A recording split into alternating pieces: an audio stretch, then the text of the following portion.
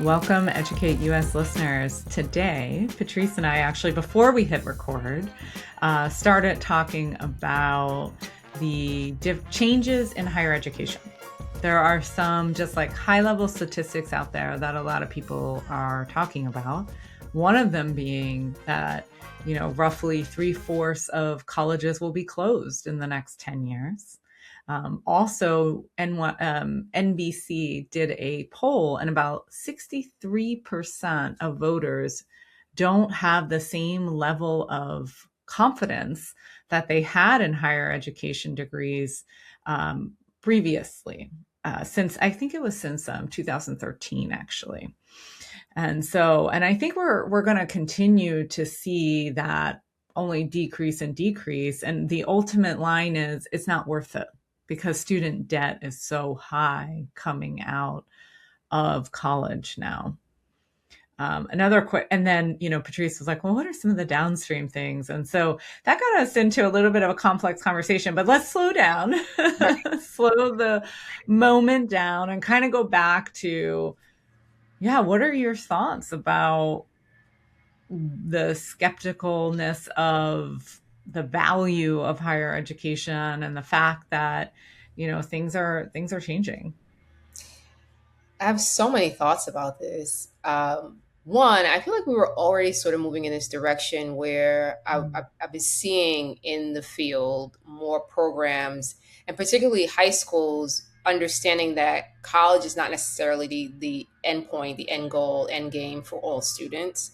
So I started to see, over the last however many years, um, a steady like shift in that direction, which I think is great because I think it's true. Um, on the other side, I think about people like myself and others, peers of mine, and I'll just speak again from my own experience. There are certain habits of mind that I got from my college experience that are still with me to this day that I'm not sure you can get virtually in any other kind of experience. So I wonder about that part of it. So just like managing your time well and um, group work and collaboration, which was the bane of most of our existence because you always have that experience. Well, I talk with folks a lot and they like, they have that experience when you're in a group project and like one person's doing all the work. But that translates. How do you manage that? Right?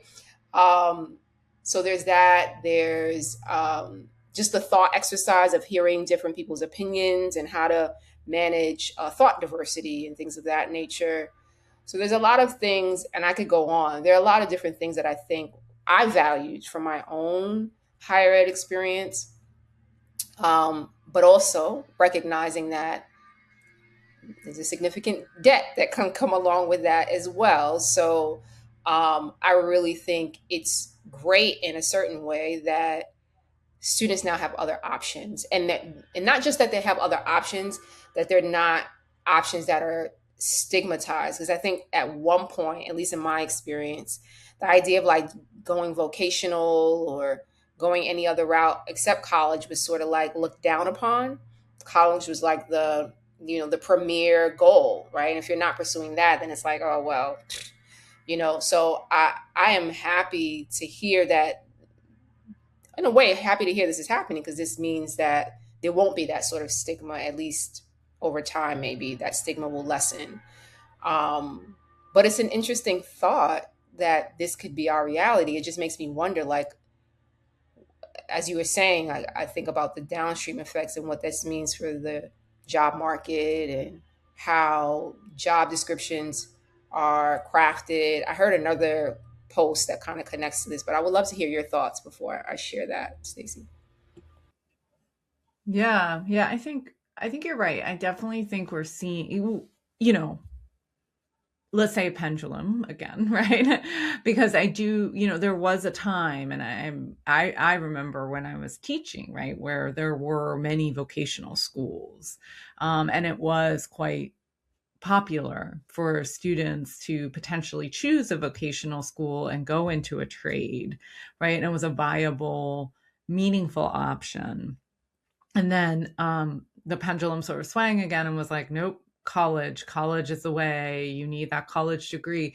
And I think some of that, from what I understand and remember reading about that, was the earning power, right, of most students who went to college was generally seen as more, right? But I think as markets change and market demands change, I think you see that the reality of that shifts as well. Like, what are jobs and opportunities that are really going to give you as a person, right, an opportunity to really have a living wage, and have some level of economic prosperity. And I think that that shifts quite. I don't know how. I mean, I actually am curious. Like, how big is that swing? How often, etc. And will we see another swing? Um, and or is this the path, particularly as we think of AI being integrated more and more, not just into the workplace, but into education? Like, are we going to see like certifications and trades just actually, you know, exponentially expand? So those are some of the curiosities I think about. How do you match with the what you have as a human as your goals to what's actually viable in, like, in the marketplace as far as like work goes, and then also how does education fit into that? So I think of that, of like, where is the intersection of that, and how are schools and parents staying informed to ensure that students understand the intersection of that too? Yeah, there's just so many different factors that play into this. And I mean, we're still in like an unknown kind of space. So yeah, it does make me wonder about that pendulum swing, which we've talked about on the show before. I think particularly in education, it always does that, right? It always swings. And so what could the swing in the other direction look like after this one, even, especially considering the onset of AI and that AI is only going to increase in its presence, and expand the way that it shows up in different ways as well. So um, that's a wondering. I saw a post on Instagram, or actually someone near and dear to me shared a YouTube with me where someone was saying that the job market is moving towards people having to become entrepreneurs, essentially. The thought was that organizations are going to start um, using AI more, for one, of course, but also contracting people to play certain roles, as opposed to hiring, a full-time staff person. And so you'll find a person may a lot of the workforce may find themselves being entrepreneurs in that they'll be contracted to do certain components of work with multiple organizations. Um, and so I'm thinking about that. I just saw this post yesterday. So I think about, if that is true, what is the sort of skill set that you need for that? And then what can help you prepare best for that? I'm not sure that it's college, but it makes me wonder about the certification space. Perhaps we'll start to see more things pop up there to support that sort of movement in the job force.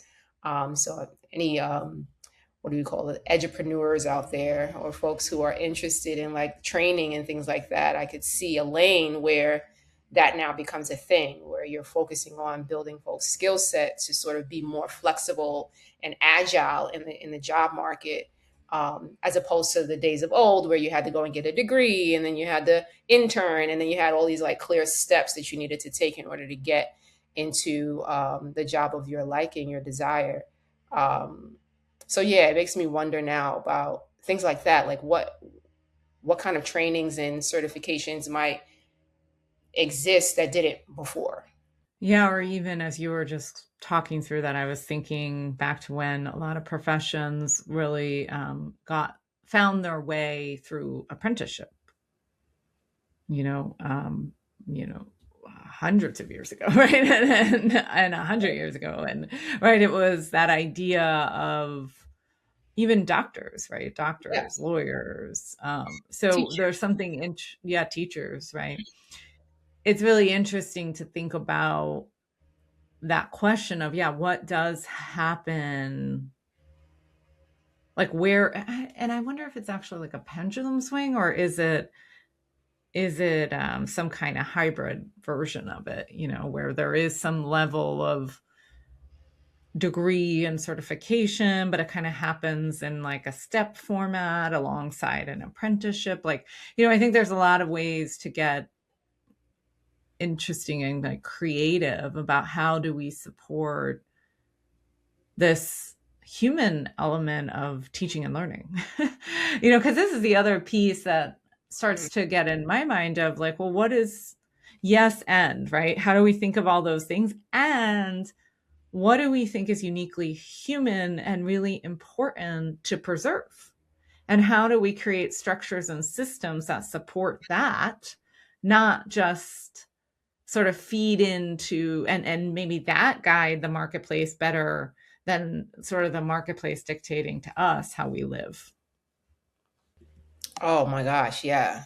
Totally, totally. I'm like, what will it take? And maybe this hybrid thing that you talk about, I don't know. I would love it if we could land there. I mean, I think experience tells us that we don't ever, because we just always go to the poles, we always go to the extremes. But maybe this is a new wave coming. Who knows where we can land in a sort of sweet spot, that is responsive to human needs and human development, right?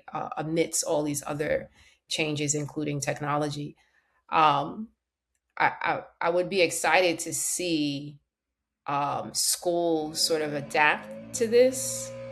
Um, and we've talked about this. Like, this makes me think about just different ways of how school could look, to support this sort of, more agile, I guess is the word that comes up for me, workforce. Um, and I also want to name, like, school isn't just about preparing young people for the workforce, right? But to your point, if we're thinking about this human-centered way of like what these changes might look like, I said downstream, and now I guess I'm thinking upstream, maybe. I don't know. But the point is, going back now to, well, okay, this is higher ed that's shifting. Now, what does that look like, for, I guess, the K 12 space then?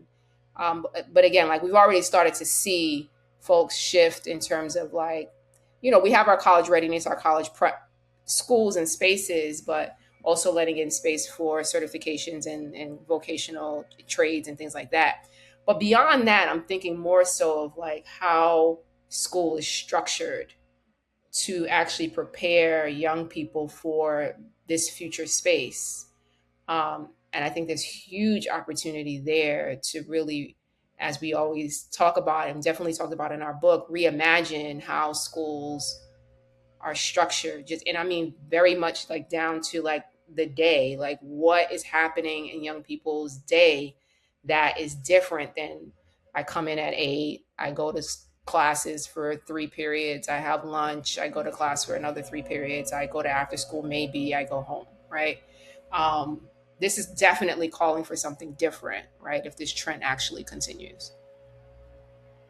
Yeah, absolutely. And on that note, I was thinking about, well, what can like our current soon to be graduates be considering, right? I think there are some professions, right, that as of now and till question mark in the future are still going to require college degrees, right? And so if that is a profession that high schoolers are interested in, then I think about the dual enrollment programs that many schools have and how valuable they can be, right? Because they can help offset costs from the get-go if students are going in with credits. So that's like one thing I think about for high school students. I also think about, some of the federal grant rules, and I know we're going to try to bring someone on here to talk more about it, but the Pell Grant, for example, can now also be used for um, technical, trade programs, where in the past they haven't been able to be used for that. So that's something also to consider, of like, to your point around the stigma sort of lowering. So what do you really want to do? How do you think more freely about that as a kid? I was talking to a young person the other day, and they were saying, I really want to be a plumber. And I was like, awesome. Like, thank you. So important, right? And so, it was great to just hear him say and name that so fluidly without pause on how that might, get received. So I think there's something about that. And then there's like, I think about this AI relevancy piece, right? Of how are you engaging meaningfully with AI to not just like passively be a consumer of it, but to truly support your thinking and expansion of potential skills, and maybe have a productive struggle partner that's going to really push you through. Because you were mentioning some skills, and one skill that comes up a lot is like persistence. And so if you practice maybe with AI, like persisting through a problem, what does that look like, sound like, right? How does that feel even, to move through it? Because I think though, like, and even, pushing yourself to learn new skills and try different things that maybe you wouldn't have tried or have resources to try before. So those are just some things that are coming top of mind for me when I think about our soon to be graduating high schoolers. Yeah, and it's also making me think about my son who is in college, but also on the precipice of figuring out what his next step is, um, and considering, well, does he go to grad school? Like, does that even make sense anymore? I don't know, right? And of course, like as you pointed out, it depends on what path he wants to take. Obviously, certain career fields require, certain degrees. Um, but it just also makes me think about even those that are already in the higher ed space. How do they capitalize, or how do they optimize, maybe is a better word, getting a degree amidst all of these changes, right? Like, um, I doubt that the value of a degree will shift that quickly or dramatically. However, it does make me wonder now, considering all of these changes, what will be the trajectory for someone like him, and like how's that going to shape the decisions that he makes as he gets out of the higher ed space, right? Because you think about, he's graduating with a certain cohort, but he's graduating amongst a cohort amongst other folks who are in his cohort, though not maybe graduating out of higher ed, who are, getting all these different skills, certifications, et cetera. And so he's in the marketplace with them, right? So all that to say, he's impacted by all of this even as he's gotten a degree, right? So there's just so many different ways and entry points of thought to consider all of this. And it just makes me wonder, like, what's really necessary in order to support folks through all of this change.